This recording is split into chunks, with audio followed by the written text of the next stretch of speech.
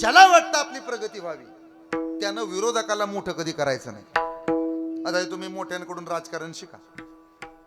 वरची लोक असतात ना, हात जोडून रिकामे होतात आणि खाल्लीच माणसं एकमेकाचं गोचरू धरतात. ग्रामपंचायत हा बदल करा. 1.5 फूट बांधासाठी लोकाला पाटील करायचं बंद करा. आपापसातलं भांडण आपापसात मिटवा. नम्रता ठेवा. नम्रता पाहिजे. झालं काय माऊली महाराज, आता इतका घमंडन इतका अहंकार आहे.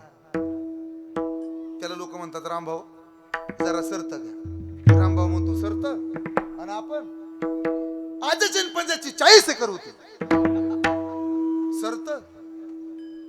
गावचा नाद पुरा करण्यासाठी त्यांनी 35 एकरी केली.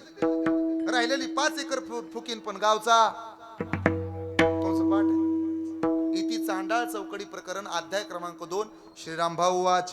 तुमचं पाठ झालंय.